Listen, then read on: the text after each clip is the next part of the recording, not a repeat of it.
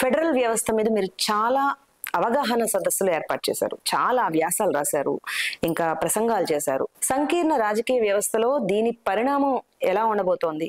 సంకీర్ణం ఎప్పుడైనా కూడా మీ గనక స్పష్టత ఉంటే ఎజెండా, దేశ ప్రయోజనాలకి మార్గం ఏంటి అన్న విషయంలో ఏకాభిప్రాయం ఉంటే సంకీర్ణ ప్రభుత్వాలు ఎప్పుడు కూడా నష్టమేం కాదు, మంచివి. ఎందుకంటే 10 మంది ఒప్పుకుంటే కొంచెం ఆలస్యమైనా కూడా అందరిని ఒప్పించి చేస్తే రేపొద్దున అవరోధాలు ఉండవు. ఉదాహరణకి వ్యవసాయ చట్టాలు, మోదీ ప్రభుత్వం ఇచ్చిన వ్యవసాయ చట్టాలు 3 కూడా పనికొచ్చేవి, అవసరమైనవి. నేను నిర్మోహాటంగా మళ్ళీ చెప్తున్నాను, అప్పుడు చెప్పాను ఇప్పుడు చెప్తున్నాను.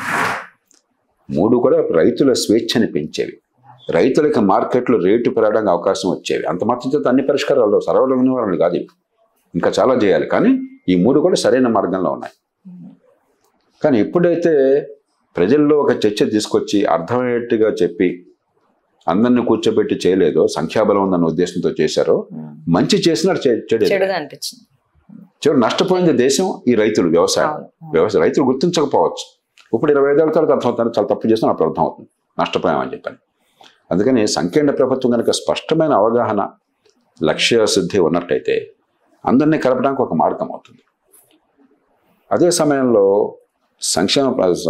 సంకీర్ణ ప్రభుత్వాలతో పాటు పార్టీలు కూడా ఎన్నికలైన తర్వాత, ఎన్నికల్లో ఏదో మీరు తిట్టుకున్నారు, పోటీ పడ్డారు, ఏదో చెప్పుకున్నారు. ఎన్నికలు అయిపోయిన తర్వాత దీర్ఘకాలిక ప్రయోజనాల గురించి ఆలోచించకుండా ప్రభుత్వం ఏం చెప్పినా మేము నో అంటాం. మీరు చూడండి, మన దేశంలో ఆనవాయితీ, ఒక బడ్జెట్ ఉంది, మీరు ఏం చెప్పి నాకు అనవసరం, చండాలంగా ఉంది. అదే మీరు ప్రభుత్వంలోకి వస్తారు, అదే పనులు మీరు చేస్తారు, మీ వాడు అద్భుతంగా ఉంది, అదే పనులు, ఏం తేడాలేదు. ఇందాక మీరు నన్ను అడిగారు, ఏదో ప్రభుత్వం కొన్ని మంచి పనులు చేస్తే మీరు బాగుందన్నారు కదా అని చెప్పని. అది విజ్ఞుల లక్షణం. మంచి చేస్తే మంచి బాగుంది, చెడు చేస్తే చెడుగా ఉంది. మన దేశంలో అది లేదు. గుడ్డెద్దు చేలో పడ్డట్టుగా ప్రభుత్వం ఏం చెప్పినా కూడా, నేను చెప్పిందే వాళ్ళు చేస్తున్నా కూడా, గతంలో నేను చేసిందే వాళ్ళు చేస్తున్నా కూడా నేను వాళ్ళని వ్యతిరేకించాలి. దీని నుంచి బయటపడాలి. అంటే అసలు రాజకీయాల్లోకి వచ్చే వాళ్ళకు కూడా కాస్త విషయం తెలియక కాదు. ఇది ఒక ట్రైబల్ వార్ఫేర్ అయిపోయింది. అధికార లాలస, నేను అధికారంలో కూర్చుంటే బాగున్నట్టు, అధికారం లేకపోతే అంత నాశనంగా ఉంటాను. ఇంత దేశ ప్రయోజనాలు నన్ను మించి ఉన్నాయి. అధికారం తాత్కాలికము. నిజంగా విజ్ఞుడైన వాడికి అధికారం ముళ్ళ కిరీటం. మీ దృష్టిలో అలాంటి రాజకీయ ప్రముఖులు ఎవరైనా ఉన్నారంటే? ఉన్నారు. ఇప్పుడు ప్రస్తుత రాజకీయాల ఉదాహరణకి మీరు ఒరిస్సా నవీన్ పట్నాయక్ గారిని చూడండి. ఆయన పార్టీ కాదు, ఆయన బంధువు కాదు, మరొకటి కాదు.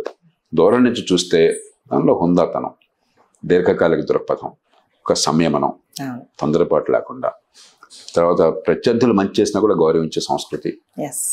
కాబట్టి అది సాధ్యం. దాన్నే సమాజం గౌరవిస్తుంది దీర్ఘకాలం. అంతేగాని నోటుకు వచ్చినట్టు ప్రతిదానికి నోరు పారేసుకోవటం, ప్రతిదానికి నెగటివ్ రాజకీయం చేయటము ఈ దేశానికి మంచిది కాదు.